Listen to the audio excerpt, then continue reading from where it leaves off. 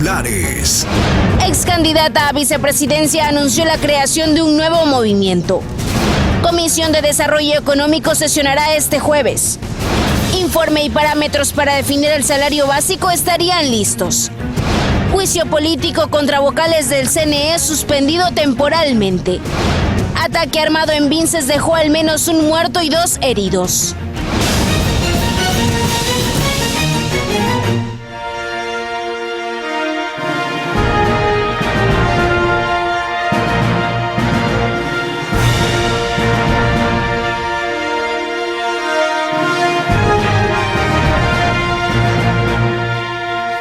¿Qué tal, amigos televidentes de Ecuador y el mundo? Bienvenidos a este espacio de noticias. El Ministerio del Interior de Ecuador informó que en un control migratorio se identificó a un hombre de nacionalidad colombiana, segundo cabecilla al mando del grupo subversivo ELN. Pedro, buen día.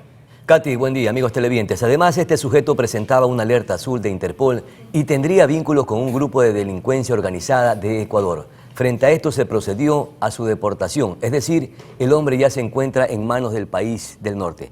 Aquí iniciamos Noticias Oromar. Mucha atención con la siguiente información. En horas de la madrugada de este jueves, la Fiscalía General del Estado y la Policía Nacional informaron sobre una mega operación a escala nacional contra el narcotráfico y la corrupción, de acuerdo a información de la Fiscalía. Este caso se desprende de una investigación tras la muerte de Leandro Norero, más conocido como El Patrón, y considerado por las autoridades como uno de los principales narcotraficantes y lavadores de dólares. La causa involucra a funcionarios públicos y bandas criminales. Para que esto fuera posible, se realizaron más de 75 allanamientos simultáneos en 7 provincias, con la participación de más de 900 personas. La operación se denomina Metástasis y entre los indicios hay armas de fuego, dinero en efectivo, laptops, dispositivos, almacenamientos, documentos, teléfonos, celulares y municiones. Entre los capturados está el presidente de la Judicatura, Wilman Terán, quien anunció la intervención en su vivienda y calificó su detención como una persecución con la que se han destruido la carrera judicial. Además, fue detenido Pablo Ramírez, general en servicio pasivo de la policía y exdirector del sistema carcelario. Asimismo, hay funcionarios de cortes provinciales de justicia y abogados vinculados. Ahora escuchemos las declaraciones de la fiscal.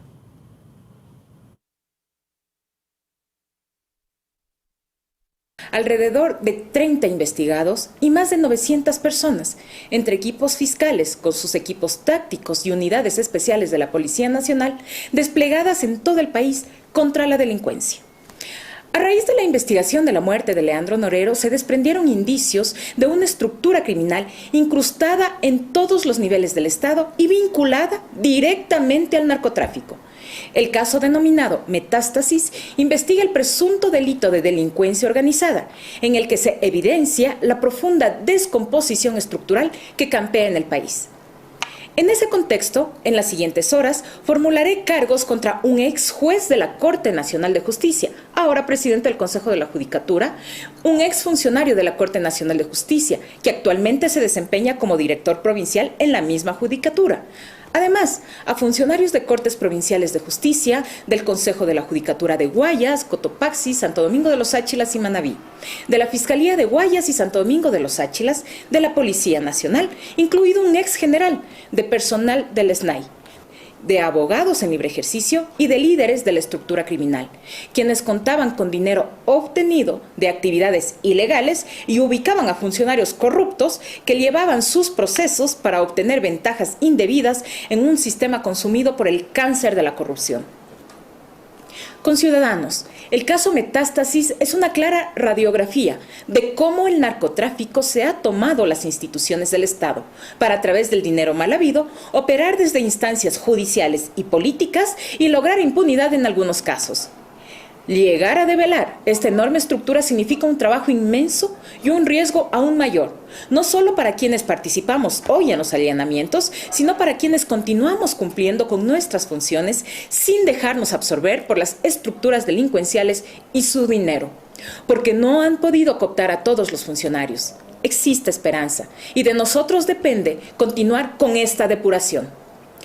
Por estas y otras razones, les resultamos incómodos a los delincuentes y prófugos.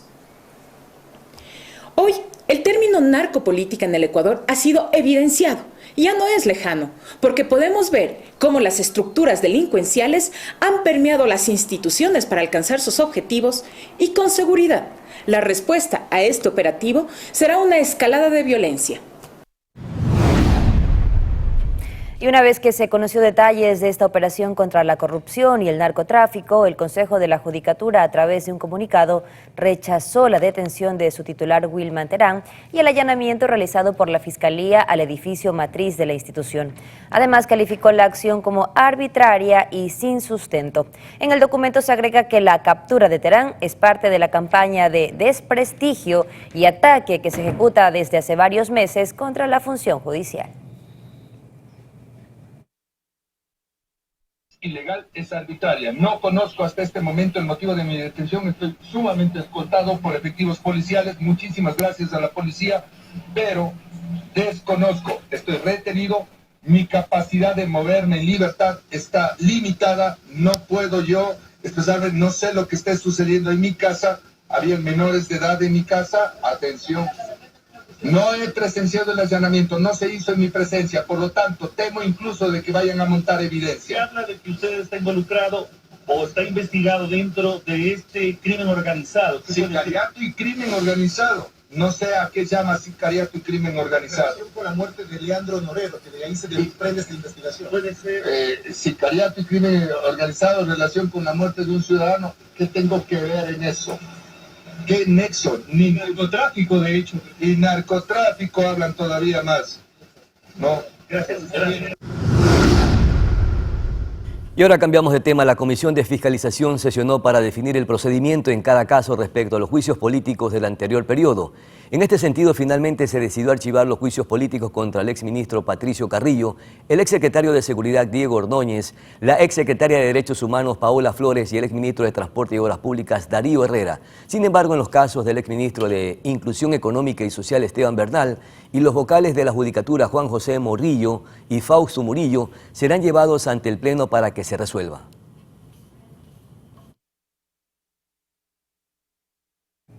Este 19 de diciembre se llevará a cabo la audiencia preparatoria de juicio en el caso del ex candidato presidencial Fernando Villavicencio. Enseguida un informe de las inseguridades hasta esta instancia. La audiencia preparatoria de juicio por el asesinato del ex candidato presidencial Fernando Villavicencio será presencial este martes 19 de diciembre. Sin embargo, recordemos que la diligencia debió cumplirse el 29 de noviembre, pero no se llevó a cabo porque los procesados lograron aplazar la fecha por cambiar de abogado. Antes de llegar a la audiencia preparatoria de juicio, el caso ha dado distintos giros. Uno de los más drásticos ha sido el asesinato de 7 de los 13 implicados, quienes fueron hallados colgados en las cárceles de Guayas y Pichincha. Ante este antecedente, el juez pidió al Servicio de Atención Integral SNAI tomar medidas necesarias que permitan garantizar la integridad física y psicológica de los procesados privados de libertad. Y luego la Fiscalía informó que un testigo habló sobre quiénes dieron la orden de matar a Villavicencio e incluso la cifra que se pagó por el magnicidio. El valor pactado por los sicarios para acabar con la vida de Fernando Villavicencio fue de $200,000 y que existió un primer intento el 1 de junio en la Gran Caravana de Santo Domingo de los Áchilas, pero lo concretaron el 9 de agosto. Así manifestó Cristian Zurita en un mensaje publicado en su cuenta de X, basado presuntamente en la declaración de un testigo. Un parte policial en el que se revela una gravísima amenaza de uno de los capos del cartel de Sinaloa, me refiero alias Fito, en mi contra y en contra de mi equipo de campaña, con una advertencia que si sigo refiriéndome a él y a su estructura, ellos atacarán en mi contra o atentarán contra mi vida. Y reitero, no les tengo miedo.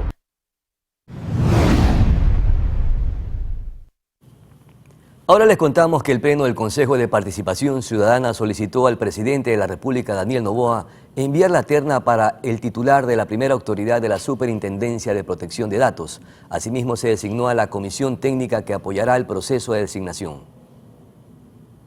A los servidores Adrián Patricio Toral Flores, María Sol López Loaiza en su calidad de técnicos desempeñados en el área de tecnologías de la información, y a Henry Rodrigo Rodríguez Chuquimarca, Diana Marbella Rosero Mora y Andrés Enrique Williams Yepes como profesionales del derecho para que conformen la referida comisión técnica, según lo indicado en el informe técnico presentado por la Subcoordinación de Talento Humano del CPCCS, y acorde a lo señalado en el artículo 5 del reglamento de la designación del titular de la Autoridad de Protección de Datos por la terna propuesta por el Ejecutivo.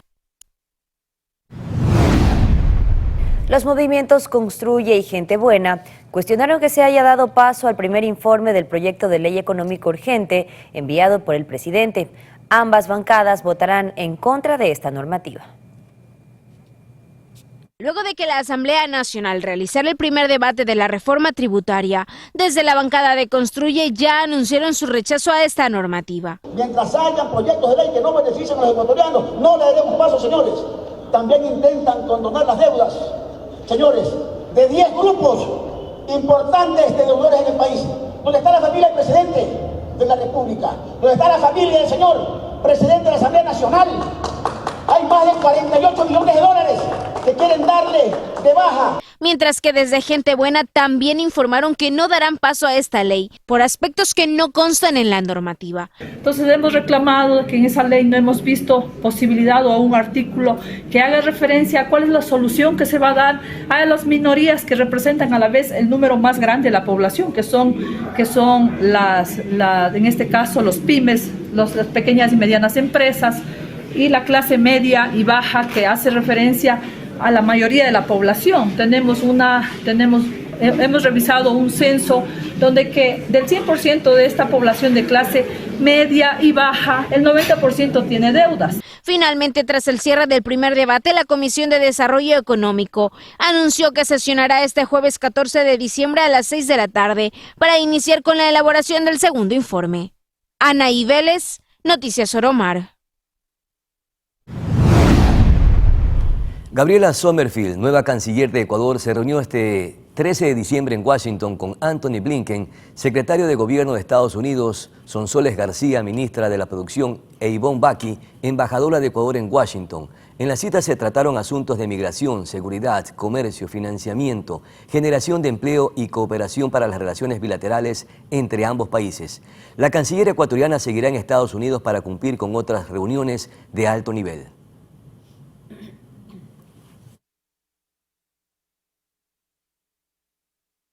La ministra de Trabajo, Ivonne Núñez, informó que ya tiene los informes para parámetros técnicos para definir el salario básico para el 2024.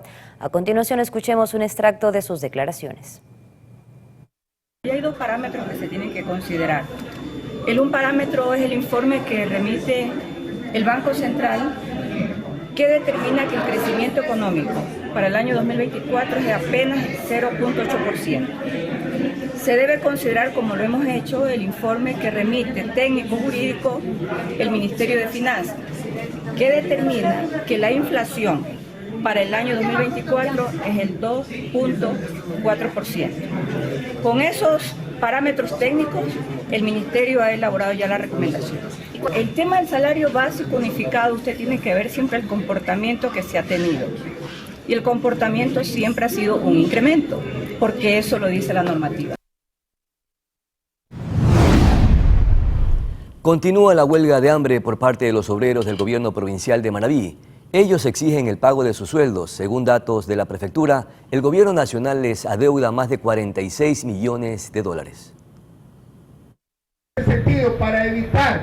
Manabí no es la excepción y reclama millonarias deudas. Por ejemplo, obreros han optado por encadenarse en los exteriores de la prefectura.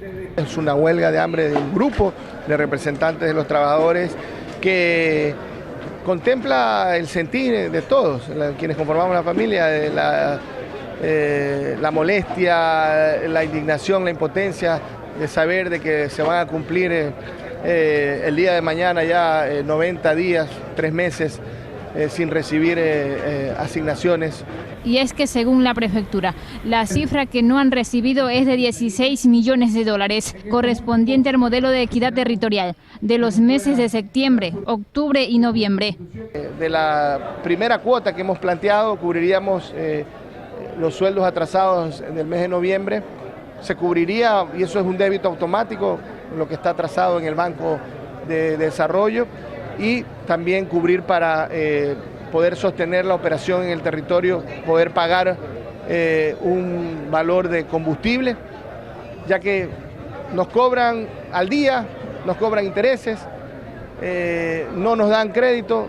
Además, hay otro valor que supera los 30 millones de dólares, que son de competencias de riego y drenaje, devolución de IVA, ley de solidaridad, otros. Es decir, la deuda a la prefectura asciende a 46,4 millones de dólares. Hemos hablado el día de ayer en la noche con el ministro de Economía y Finanzas, se comprometió a ubicar los fondos para un primer desembolso. Nosotros hemos sido conscientes, esperamos que sea hoy, a más tardar mañana, porque si no, pasado el 15, hasta el 15 la situación se complicaría, porque ya nos atrasaríamos también con el Instituto Ecuatoriano de Seguridad Social. Pero también están los reclamos de otros cantones. Yo creo que es un caso especial. Pernales es el municipio que se le deben 4 alícuotas.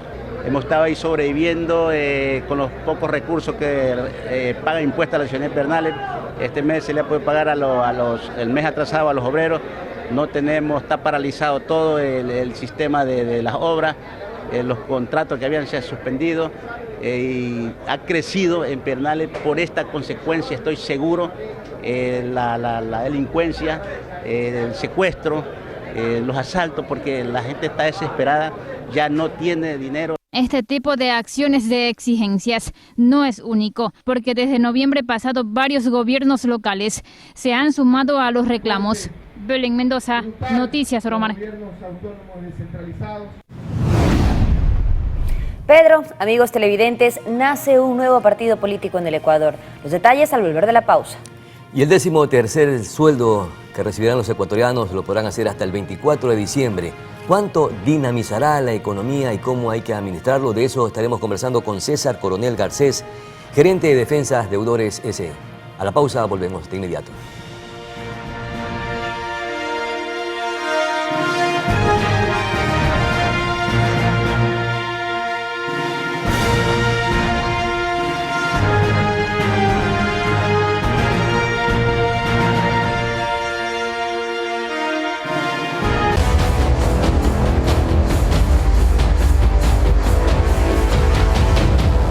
Estamos de regreso, amigos televidentes.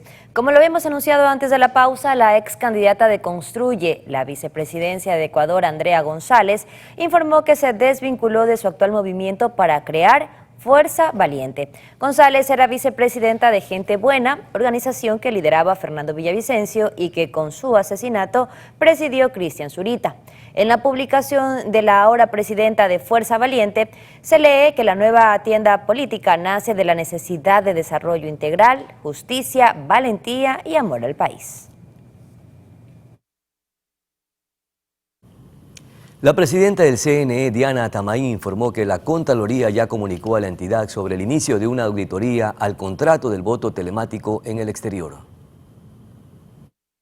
El examen especial al voto telemático durante las elecciones anticipadas ya fue notificado por la Contraloría al Consejo Nacional Electoral. Fue solicitado por mi persona como presidenta de la función electoral en virtud de transparentar los hechos y los procesos que se dieron respecto a este acontecimiento. En respuesta a aquello, el Contralor General del Estado nos ha notificado el inicio del mismo, para lo cual nosotros estamos totalmente de acuerdo, y no solamente se auditará eso, sino también el sistema informático que ha sido de nuestro interés y de los actores políticos y de la ciudadanía. Esto se da luego de que durante el balotaje de la primera vuelta se registraran inconvenientes en el voto en el exterior, lo que se atribuye a ataques cibernéticos de múltiples países. La Contraloría y también la Fiscalía está investigando sobre estos acontecimientos por pedido del mismo Consejo Nacional Electoral, y nosotros esperamos pronta respuesta. Las garantías del buen uso, del anticipo y del fiel cumplimiento del contrato ya han sido ejecutadas y el Estado, el Consejo Nacional Electoral, no ha perdido un solo centavo y han sido depositadas en las arcas del Estado ecuatoriano. Es decir, la empresa contratista habría devuelto $416.028,73, mientras que en lo que respecta al juicio político a los integrantes de esta entidad, la Comisión de Fiscalización decidió suspenderlo temporalmente, ya que hay procesos electorales en curso. Anaí Vélez, Noticias Soromar. El alcalde de Guayaquil, Aquiles Álvarez, solicitó al gobierno nacional una mejor colaboración en materia de seguridad, no solo para la ciudad, sino también para el país. El Cabildo ha invertido en este tema más de 147 millones de dólares. El alcalde de Guayaquil, Aquiles Álvarez, pidió acciones concretas al gobierno del presidente Daniel Noboa para frenar la ola de inseguridad en la ciudad. Esto se da luego de las reuniones fallidas que ha pedido desde el Cabildo Municipal con las autoridades del gobierno nacional para tratar la ola que afecta a Guayaquil. Desde que se sentó este gobierno hace casi un mes, le enviamos una carta a la ministra Palencia, le pedimos que venga por las preocupaciones que tenemos. Queremos conocer el Plan Fénix, ahí está la carta, enviada el 4 o 5 de diciembre. No nos contestó, obviamente no quiere contestarnos, pero convocó una reunión a los alcaldes de la zona 8 el lunes 11 a las 10 de la mañana en la gobernación, y no importa, íbamos a ir felices, íbamos a ir a decirles qué es lo que estamos haciendo, como se lo dijimos a su gobernador. Nos canceló la reunión. Álvarez indicó que desde el municipio de Guayaquil se ha invertido más de 147 millones de dólares en seguridad y en el eje social. No obstante, hace un llamado al gobierno para conocer el Plan Fénix. Nos preocupamos, invertimos más de 147 millones de dólares entre seguridad y, por supuesto, obra social, que es parte de reconstruir el tejido social para evitar que siga creciendo el delito en las calles. Entonces, si no hay una respuesta, si ven a Guayaquil de lejos, si no lo quieren tener cerca, que nos avisen. Si no tienen una planificación, que también nos avisen. Si nos quitan la competencia del quinto puente, que nos entreguen la de seguridad. No hay ningún problema, pero necesitamos respuestas. La ministra de Gobierno, Mónica Palencia, hizo énfasis que el Plan Fénix propuesto por el presidente Noboa ya se encuentra ejecutado y que pronto se darán a conocer los cambios concretos en materia de seguridad, pero que dependen de que el gobierno consiga los recursos económicos necesarios. Ya empezamos. Se empezó haciéndonos cargo de los ministerios, en el concreto en seguridad, Ministerio de Defensa, Ministerio del Interior, Ministerio de Gobierno. El burgomaestre además informó que el gobierno adeuda más de 118 millones de dólares, es decir, 5 meses de asignaciones, que en el caso del municipio de Guayaquil podrá seguir operando a pesar de las deudas. No obstante, la situación de otros GATS es distinta. Del gobierno, 23.6 millones de dólares mensuales hace casi 5 meses, saquen la cuenta. ¿Cómo? Hoy estamos haciendo una gestión a la interna con los mandos medios del Ministerio de Finanzas para por lo menos que nos paguen con bonos para ver qué hacemos. Entonces, igual no alcanza. Finalmente, el alcalde Aquiles Álvarez cuestionó el apoyo que ha recibido hasta el momento por parte del gobierno nacional. No obstante, señala que esto es un deber de todos para que Ecuador vuelva a ser un estado de paz. Mediante decreto ejecutivo se realizó el nombramiento del nuevo director del Servicio de Atención a Personas Privadas de la Libertad, SNAI. Se trata del general en servicio pasivo Luis Saldumbide. El general enfrentará la crisis carcelaria que en los últimos 2 gobiernos no se pudo frenar, más bien se ha vuelto más crítica. Saldumbide es licenciado en Ciencias Militares, también en Ciencias Políticas, Económicas y Sociales. Además tiene una maestría en Planificación Estratégica y 2 diplomados en Política, Seguridad y Democracia y en Gestión para el Aprendizaje Universitario. La Policía Nacional en la Zona 8, que corresponde a Guayaquil, Durán y San Borondón, inició el proceso de chatarrización de casi 500 vehículos que reposan sin dueños en sus patios de retención. Según la información policial, en total poseen 500 motocicletas y 38 carros que fueron incautados en diferentes delitos y en operativos ejecutados a nivel nacional desde el 2012. Sin embargo, la institución del orden también dio a conocer que es posible recuperarlos presentando los documentos que prueben la titularidad del vehículo, es decir, los papeles de compra. El trámite se realiza con la institución y en un plazo no mayor a 30 días, que corre desde el 12 de diciembre. El listado de automotores lo pueden verificar en la página web de la Policía Nacional.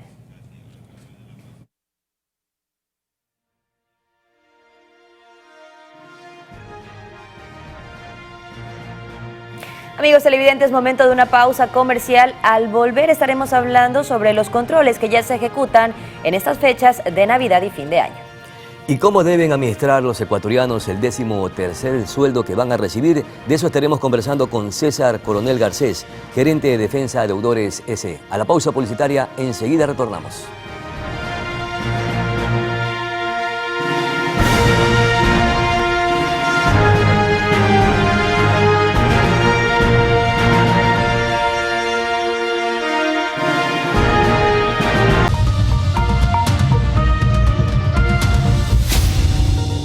Y los ecuatorianos recibirán el 13º sueldo precisamente hasta el 24 de diciembre. Sobre este tema de cuánto dinamizará la economía este dinero que reciben los trabajadores cada vez que estamos en diciembre o a finales de año, de eso estaremos conversando con nuestro invitado César Coronel Garcés, gerente de Defensa Deudores S.E. y también la forma como se debe administrar en estos momentos, en estas crisis y épocas de autoridad. Muchísimas gracias, mi estimado César Coronel, por atender esta conversación con Noticias Oro Mar.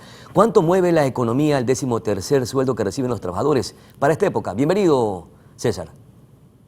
Muy buenos días, gracias por la oportunidad, un abrazo para usted y todos quienes a esta hora nos están viendo. Sin duda alguna, esta 13ª remuneración o bono navideño es importante para la dinamización de la economía ecuatoriana.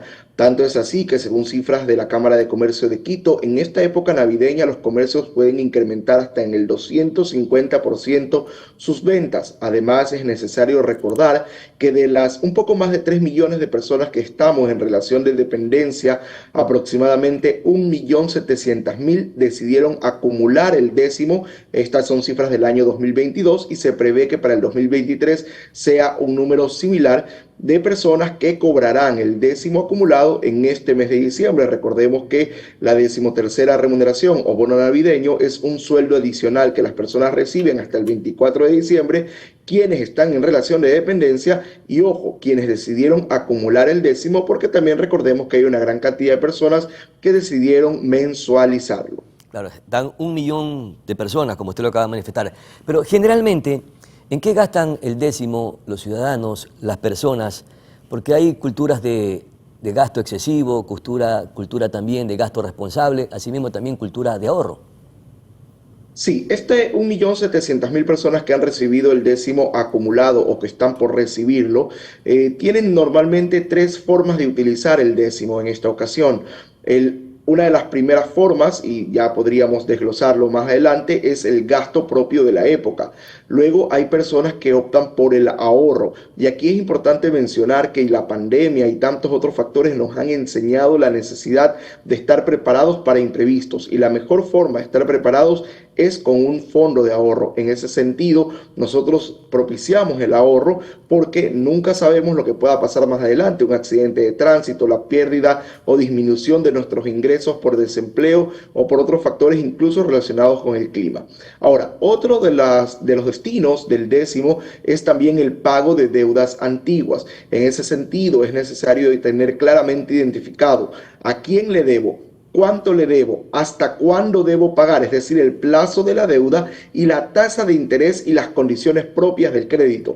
En ese sentido, debemos priorizar el pago de deudas cuando tienen mayor plazo por pagar y mayor porcentaje de tasa de interés por cancelar. En ese sentido, usted va a tener un ahorro inmediato porque recordemos que las tasas de interés se pagan en razón del tiempo que usted sacó la deuda. Por lo tanto, hay que priorizar las de mayor tiempo y mayor tasa de interés. Esas son las 3, formas en que normalmente los ecuatorianos utilizan el décimo. César, vivimos una situación bastante compleja y de austeridad en el país. Para el dinero, manejarlo de manera responsable y administrarlo de mejor manera precisamente, ¿qué recomendaciones haríamos para darle esa solvencia y ese gasto no innecesario que de repente hacemos precisamente por estos momentos de fiestas? Si usted no opta por el ahorro ni tampoco el pago de deudas antiguas, sino que va a utilizar este dinero para los gastos propios de la época, es indispensable pasar a limpio nuestras cuentas y transparentar nuestra situación económica. Es decir, cuáles son mis ingresos actuales, cuáles son mis gastos recurrentes mensuales, donde además tengo que analizar dónde puedo ir ajustando, y también las deudas anteriores que habían ya sido contraídas. En ese sentido, es importante, luego de analizar nuestra situación, pasar a limpio un presupuesto, poder delimitar cuánto voy a poder gastar en este mes de diciembre, cenas navideñas, a cuál ir o a cuál no asistir, regalos, cuáles son realmente necesarios, amigos secretos y tantas otras alternativas que por esta época son gastos propios de la fecha. Ahora bien, es importante también tener en cuenta que una vez que usted tiene esta situación de transparencia en sus cuentas, hablarlo con su pareja, hablarlo con sus hijos. Muchas veces nuestros hijos tienen una expectativa muy alta y podrían, por ejemplo, pedirnos el último teléfono celular que a veces puede costar 3 salarios básicos, cuando en realidad esto está fuera de la economía, y esto pasa normalmente no porque el hijo sea malo y quiera exigirle al padre, sino porque normalmente nuestro núcleo familiar no conoce nuestra verdadera situación económica, y es importante hablar de estos números. Pero también decía yo, una vez que usted tiene claramente delimitada su situación económica, puede establecer, por ejemplo, una lista de regalos por comprar y también aquellos gastos en los que va a incurrir. En lo que respecta a las cosas que usted va a comprar, es necesario que las tenga claras para poder así cotizar en varios establecimientos el mismo producto, porque podría así encontrar un mejor precio. Por otro lado, ya que hablamos del precio, qué importante es también identificar el precio final de los productos que usted está comprando, porque a veces resulta que hay gastos asociados como impuestos, instalación y transporte que encarecen el precio del producto y luego usted se lleva una sorpresa. Además, que cuando usted tiene claramente delimitado lo que va a comprar, evita caer en la tentación de esas compras de última hora o esos letreros llamativos que a veces podrían justamente llevarnos a salir del presupuesto. Y si usted decide optar por el endeudamiento, porque también es importante mencionar que muchas personas dicen que el décimo tampoco alcanza a cubrir los gastos propios de la época y optan por el endeudamiento. En ese sentido, es importante recordar que el endeudamiento solo se debe utilizar para bienes o servicios de larga duración, mas no para asuntos o bienes o productos de consumo inmediato, como es una cena navideña, una salida a comer, una salida al cine. No, el crédito se usa para bienes de duración amplia. En ese sentido, también es importante recordar que por esta época hay algunos establecimientos que le ofrecen a usted la alternativa del crédito diferido sin intereses. Y esta es una alternativa muy valiosa en el momento en que usted va a comprar, porque le permite adquirir a plazos algo sin pagar una tasa de interés. César, ¿cuánto nos dejamos tentar también por esas campañas publicitarias, comerciales engañosas y caemos y precisamente terminamos pagando más de lo que a la final pudiéramos hacer cuando compramos algún producto de manera directa y sin crédito? Es importante también identificar el crédito de las tarjetas y el crédito directo de los almacenes o las casas comerciales. Recordemos que el crédito directo en las casas comerciales no está regulado por la ley, de tal manera que podría usted terminar pagando más. Entonces, es importante siempre, por eso, hacer una planificación para evitar luego caer en tentaciones. Es decir, usted va claramente direccionado y sabiendo lo que ya va a comprar para evitar caer en la tentación de adquirir cosas que no estaban previstas en su presupuesto. Pero por otro lado también es importante que si usted opta por el crédito, identifique las condiciones, tasas de interés y plazos que le están dando justamente para evitar terminar pagando más, porque muchas veces pasa que nos llevamos por la tentación del crédito directo, que muchas veces podría ser contraproducente. Perfecto, y tenemos esa cultura de planificación, no tenemos esa cultura de ahorro, sin embargo ya el décimo para muchos o quizás para gran porcentaje de los ciudadanos que reciben precisamente este décimo, ya los tienen comprometido, aún no habiendo recibido. Sí, en efecto, hasta el 24 de diciembre por mandato legal las personas pueden recibir esta 13ª remuneración. Sin embargo, hay algunos que ya lo tienen comprometido, ya sea con el pago de deudas anteriores o incluso con gastos propios de la época. Sin embargo, lo importante y lo de fondo es tener absolutamente claras las expectativas también, para que quienes están a nuestro alrededor sepan que, por ejemplo, habrán cenas a las que nos vamos a excusar porque somos responsables y comprendemos nuestra situación económica. o habrán regalos que no voy a poder entregar o ciertos regalos que no voy a poder cumplir con mis hijos, por ejemplo, lo que me han pedido, sino en la medida de mis capacidades, porque realmente esto puede terminar generando frustración, endeudamiento y sobreendeudamiento. César Coronel, muchísimas gracias por esas importantes orientaciones para administrar bien el 13º sueldo que van a recibir los ecuatorianos en esta época. Vamos a nuestra pausa publicitaria. Gracias a usted, César, gerente de Defensa Deudores CC. A nuestra corta pausa publicitaria ya volvemos.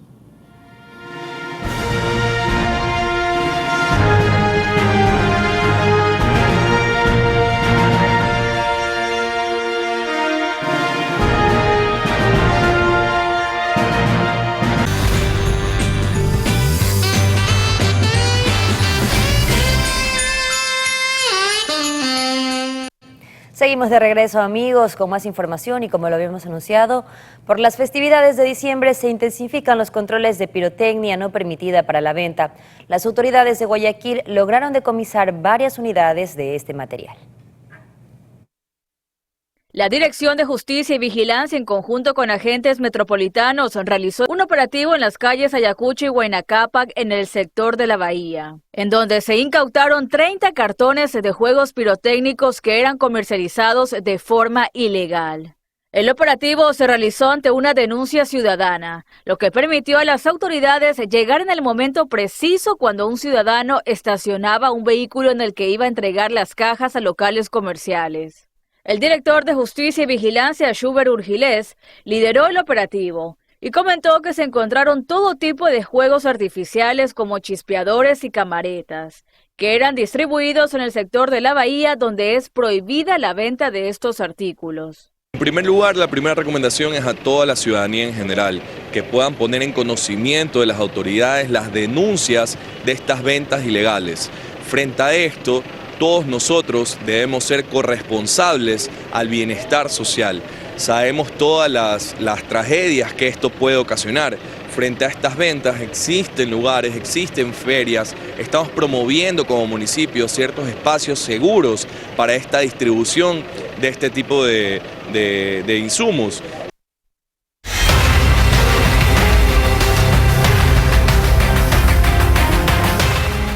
Atención, delincuentes que se movilizaban en 2 vehículos atacaron a los ocupantes de un automóvil que circulaba por la avenida Galápagos del cantón Vinces de la provincia de Los Ríos.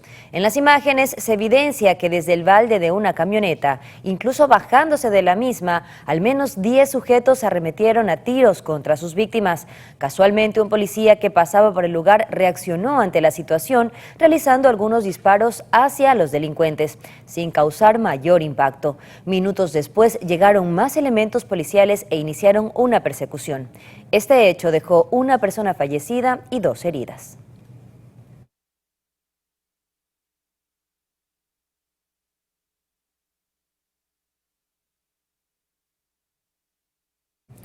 Y la Policía Nacional dio a conocer de un enfrentamiento entre uniformados y 2 delincuentes durante un operativo realizado al norte de Quito. El jefe de la policía de la capital, William Egas, manifestó que se encuentran en la búsqueda de uno de los implicados, quien se lanzó a una quebrada. De personas que estaban dedicadas al robo de locales comerciales y robo a domicilios. Es así que se identifica en el sector del llano un Kia Sportage color plomo con 2 individuos al interior, posiblemente armados. Es así que se hace una persecución de este vehículo desde el sector de llanos hasta este punto, el sector del redondel y carretas, en donde uno de los individuos al ver la presencia policial se baja del vehículo portando un arma de fuego, uso de su arma de dotación, un servidor policial, logrando en este caso mantener el control del área y de esta manera se disuade la amenaza. Es herido uno de los delincuentes y otro de ellos abandona el lugar y se lanza a este sector a una quebrada, por lo que se llamó inmediatamente al servicio aeropolicial para que colabore en la búsqueda, por lo que estamos haciendo un rastreo para tratar de localizar al otro individuo. Bien, con esta noticia positiva para los barcelonistas. ¿Usted es barcelonista, Pedro? Por supuesto que sí. Con esta noticia positiva, pues estamos despidiendo este espacio de información. Muchísimas gracias por su fiel sintonía. Mañana estaremos conversando, Katy, con el presidente AME de las provincias Manabí, Santo Domingo de los Áchiras y Galápagos, precisamente sobre las deudas que mantiene el gobierno nacional con los gobiernos autónomos descentralizados del país. Un tema bastante sensible y delicado que estaremos revisando el día de mañana. De nuestra parte, muchísimas gracias. Buenos días, felicidades.